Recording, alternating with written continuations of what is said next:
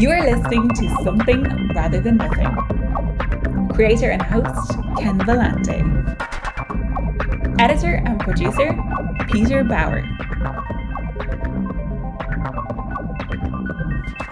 This is Ken Vellante with Something Rather Than Nothing, and for this episode, I'm pleased to meet Betty Jaeger, also known as Peaches von Killingsworth, Baroque Betty, an artist, a performer, and it's a great joy to get to chat with you, Betty. Welcome to Something Rather Than Nothing. Yeah, hi.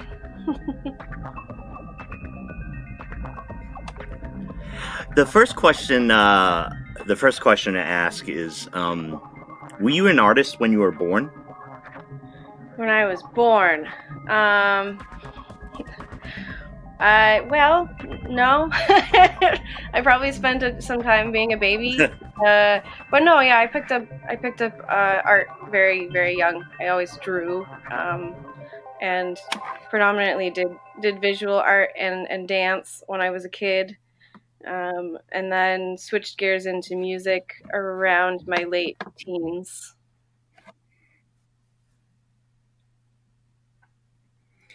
And as far as with the music, I know you're involved with a band, Highstep Society, that's actually going to be touring later this week. So I know you're moving to do that. What I was wondering is, could you tell us a little bit about Highstep Society and like your, the role you play singing and that part of your art? Sure. So I've known Highstep Society since they started way back in the day. I guess like probably going on 5 or 6 years now. And I was performing with a few other groups. And then eventually they needed a vocalist and approached me to kind of fill that role. And it's just been kind of a wild ride since. They are a very, very hardworking electronic jazz swing group. And we've done a number of tours together up until this point. Obviously, COVID really put the kibosh on a lot of the work we were doing. But it's finally starting to pick back up again, and we're leaving this week to do a national tour kind of all over the place for the month of July. Oh, that's fantastic and exciting. I'm sure it might be a bit nerve-wracking as well. And it's great to hear that the band has a new release and you have a new release, and it's called Blues in the Basement. And Betty, I just wanted to jump to that track so we can have the listeners get a little bit of a taste for Highstep Society. Sure, yeah.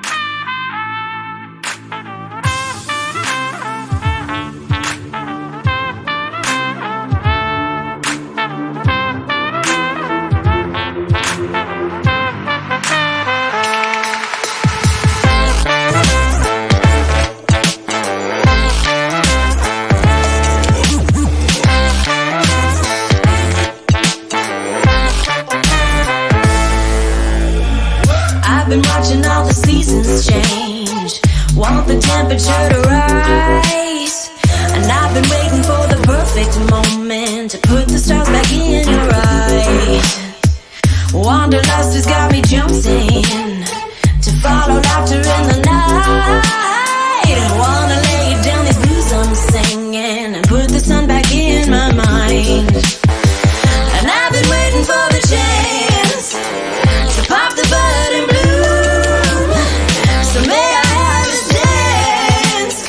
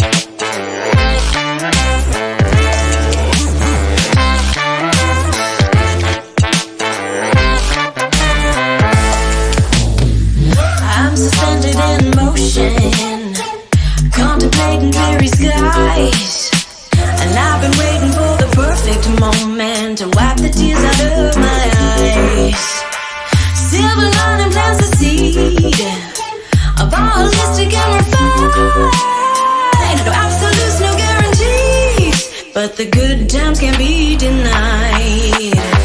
And I've been waiting for the chance to pop the button blue. So may I have this dance, 'cause the good times are coming soon.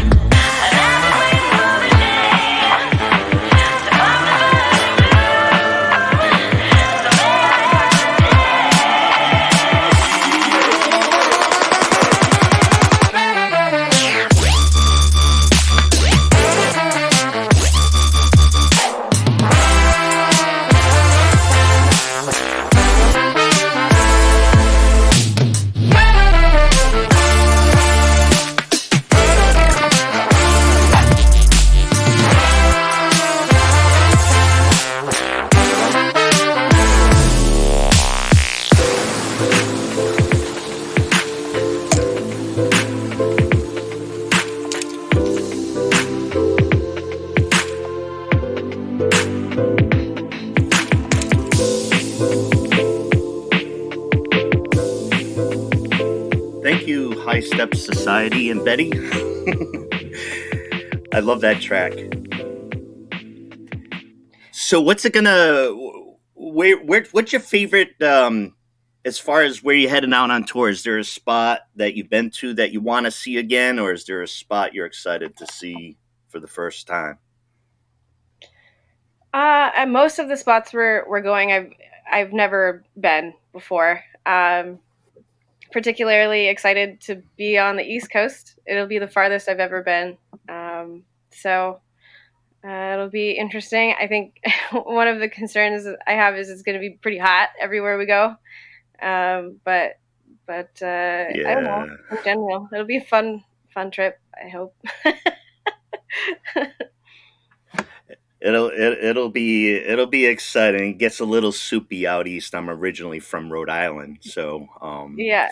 Well, as you head out there, I'm sure it'll be a hot, fun time. Yeah. Oh yeah. You're playing Boston, right?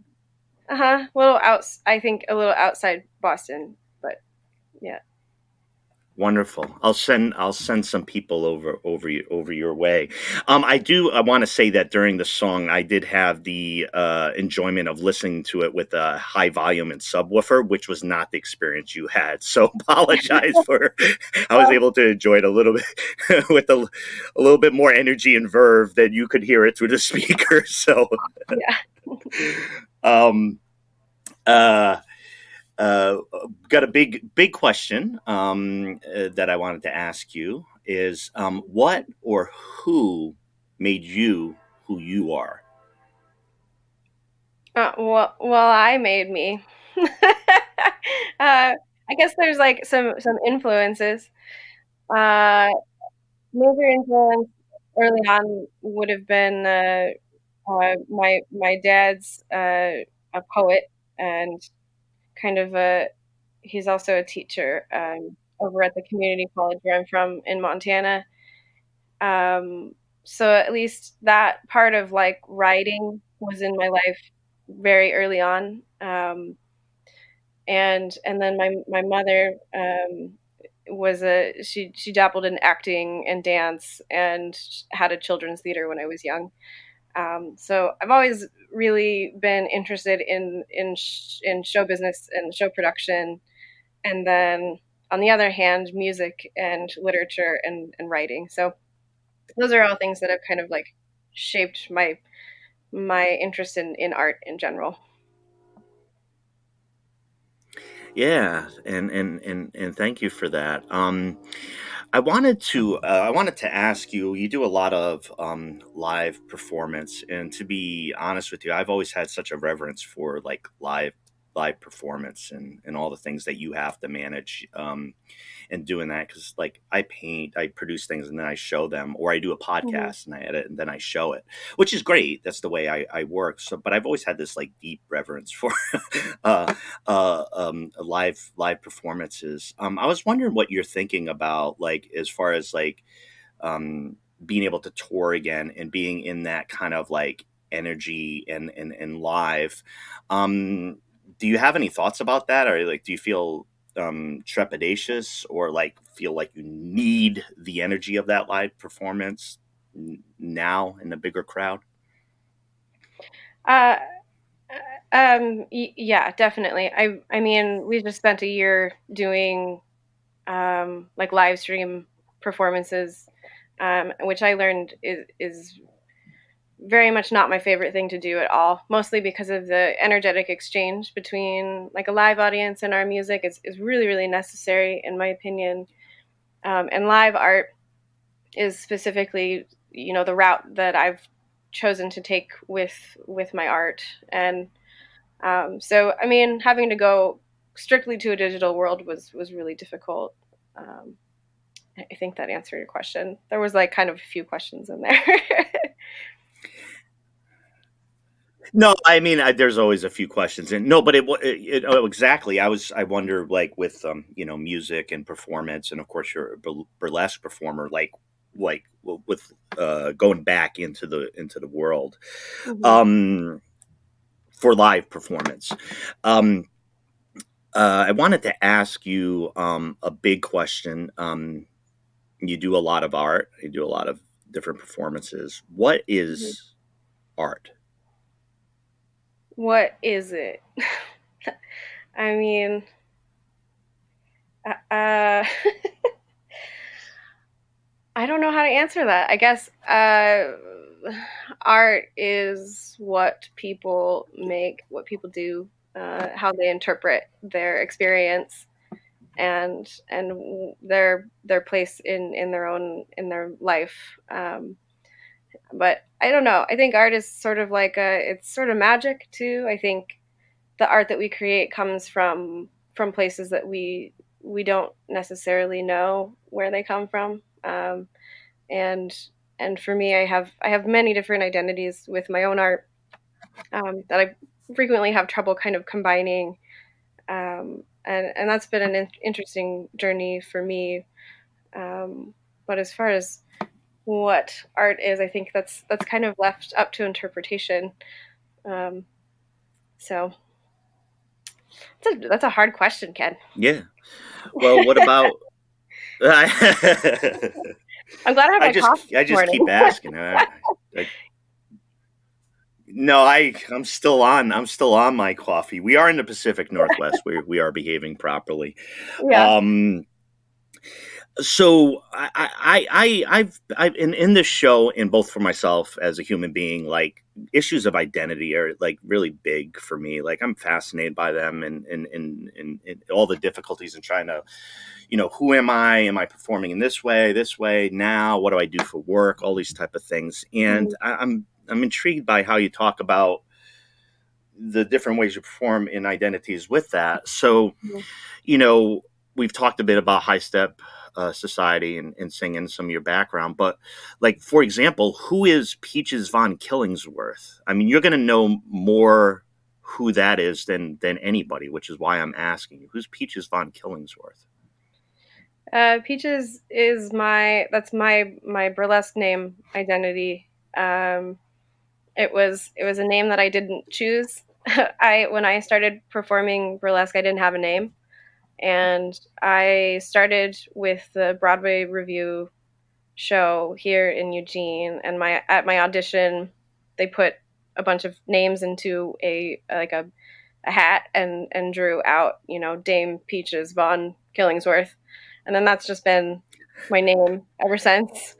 I kept it, but that's where I kind of utilize a platform to, I guess, offer my sexuality for my creativity also, which was something that I didn't really get to do much of my life. I was married very young with a pretty controlling individual, and then after I exited that situation, literally walked right into a burlesque audition and became that character, and it was incredibly therapeutic and healing to develop that character. And then that character is basically the segue to Highstep Society and how I got to that point, because I became more confident being a character on stage, being a showgirl, being I guess like bigger than what I present on like a civilian basis.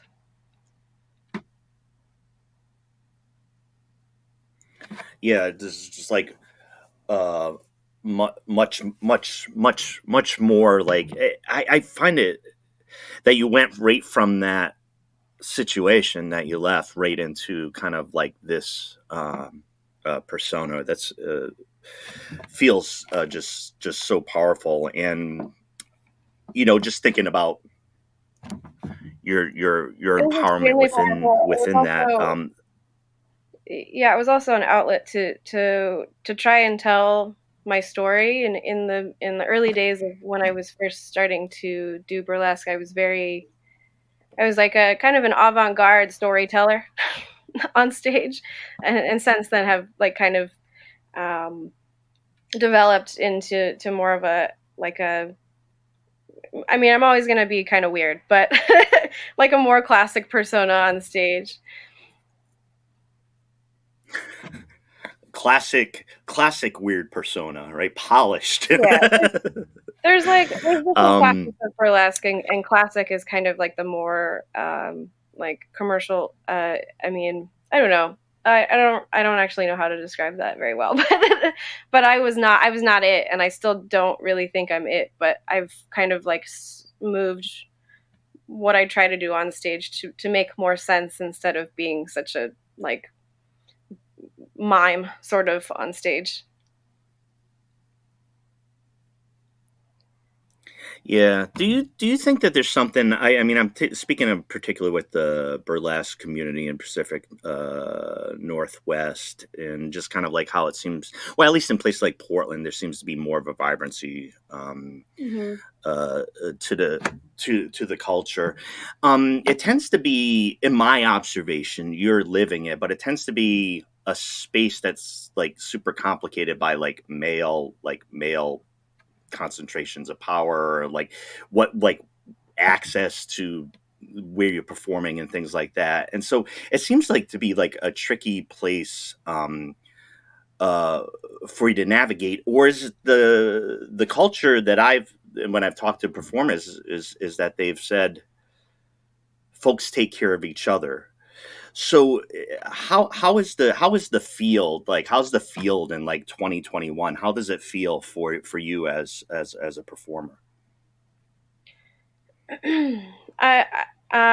Specifically, I guess entertainment is ultimately very male dominated, and that is just kind of a fact for a lot of different industries. And I feel like burlesque in particular, like you said, there's a really, really large community who's sort of networked with each other, and we all look out for each other. It's usually very hugely emphasized at shows that it's a safe space for all identities and walks of life. I've almost never felt unsafe being vulnerable on a stage or being vulnerable in a new venue. It's been an overwhelmingly positive experience in my life, and an overwhelmingly healing one. So regardless of patriarchy and male-dominated industries, that is one that specifically is very welcoming and healing for me specifically. Yeah, thank you for that. I think a lot of times, as far as like how we operate in society, for me, I find capitalism just to be just an absolute human disaster, and like for like how it can treat humans, and it's like there's these social dynamics, and I always wonder like how artists handle it, activate themselves, become empowered within that, because the world's the fucking world. We know that, right? And it's kind of tough to like move to it. I'm always interested about the agency that artists hold, and I'm happy to hear your experience. Okay, what is the role of art? What is the role of art? Like we talked about, like what art is, like, but what's art supposed to do? Like, what's it supposed to do for us? Another tough question. I mean, I guess like my immediate thought on that is that the role of art would be to try and authentically interpret our experiences here as like a human existence. And oftentimes it's the segue for people to be vulnerable that allows other people to be vulnerable, which is really, really important. And then of course it's also healing and entertaining for people to see and do on multiple levels. One of the, and I appreciate your comments. One, like the role of art is like, it's been like a bumpy thing, like when I've been talking about, particularly through the pandemic, right? Like it's like people have been like, I don't know anymore, like, or like I'm just going to read obsessively, like go into another world to like escape or whatever anybody's doing. Like there's this super intense activity around art. And I feel now, like right now we're heading to like summer 2021, and with the politics of the pandemic where things open up, I'm just really fascinated by like what occurs like artistically and creatively in the environment where it opens back up. Betty, I got another big question for you. Like I'm kind of like the last one. You're like, another big question, but I even have like a bigger one too because I had a couple more for you. So, the big one, and I know you know the answer to this one is, why is there something rather than nothing?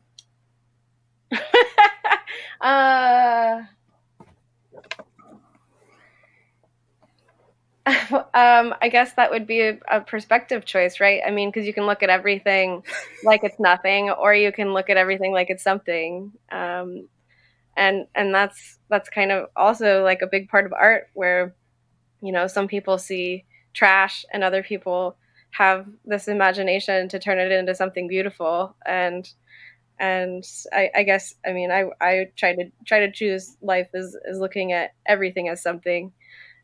Everything, you know, sort of has some level of meaning. But art is also something that gives my life a lot of meaning. I feel very fortunate for that. Yeah, I do too. More and more each day, which has been very, very helpful for me. Like more and more each day, like learning how to create things and just trying to consume a lot of things that are created. I wanted to ask you one more question because I actually don't know about this part of you, but do you want to mention anything about Baroque Betty and the general question about how you're thinking about yourself now in these different art personas that you have? Sure. Yeah. Baroque Betty is essentially my life's work in songwriting. It was originally a group called Betty and the Boy, which was me and my ex-husband and 3 other members. And then once I was divorced, I rebranded the group to be Baroque Betty. And we actually released a new album during 2020, which was very painstaking and difficult. But it did happen, and then at this point the group is reconfiguring, and I'm playing primarily by myself. If I do play that music right now, but it's not exactly my primary project. But it's in its form when we released the album, it was a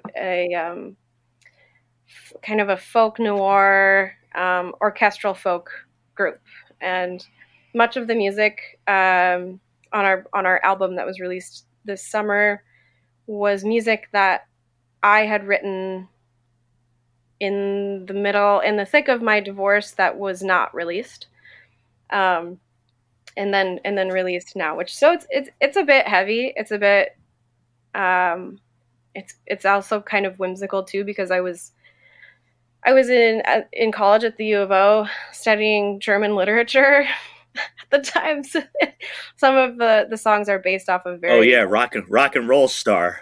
Yeah, very strange stories that I learned. UofO German literature. Yeah. Sorry to interrupt. I just had to note that. No, there's a couple tunes on there that are odd. Like they're just kind of this bizarre world I was trying to escape into during a really tumultuous time in my life. So yeah, that's my story with that group. We were a folk group for about 10 years. It was a good run. Yeah.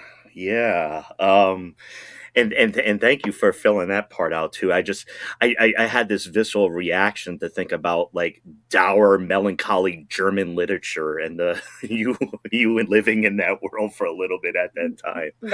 Oh my goodness. Nothing against yeah.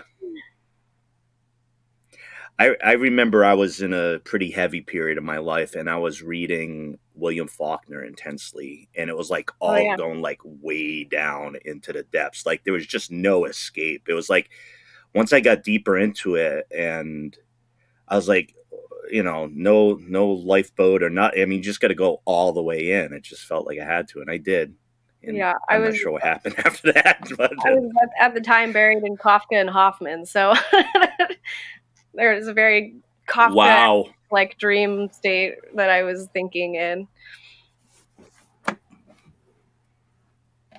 I think that Kafka is an honorary representative and hero of this podcast, so I do appreciate that.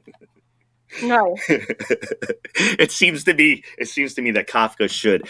I have one recommendation to all listeners and to you, Betty, as well, because they're so fascinating. Kafka wrote love letters. Oh. And I want to say a couple things. That sentence is a little bit jarring. Mm-hmm. Love letters is being used very liberally and expansively to talk about what he was doing. And I love the man, but it was very difficult for him to express how he was feeling to his beloved in words, as you might imagine. Mm-hmm. I'm sure. Yeah. So if you want a strange, bizarre journey on your tour, look up Kafka love letters. Betty, speaking of the tour and events and all the art and material you have, where do people go to find you, your music, your art, your performances, the tour? What did they do?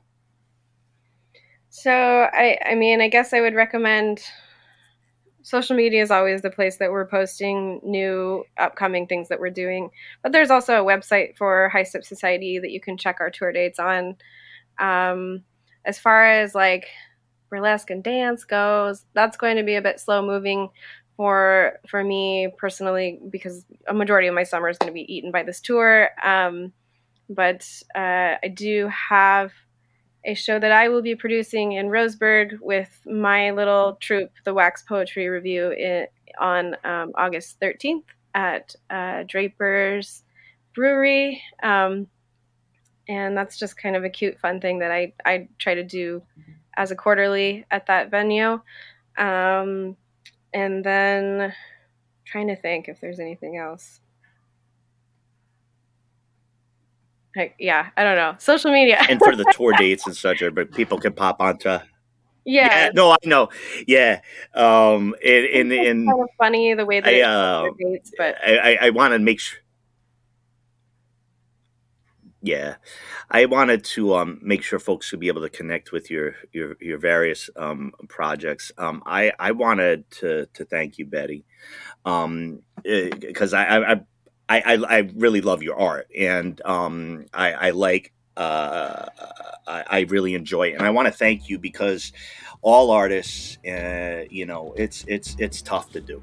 It's tough to do, and I wanted to thank you for what you're doing and wish you great safety, health, and fun on the tour. I will try to send loud, cheering, fun people cheering you on in locations, maybe Boston, and wish you very well. Yeah. Thank you. Have a great tour, and hopefully we'll get a chance to chat soon. Okay. Yeah, thank you. Thanks for having me.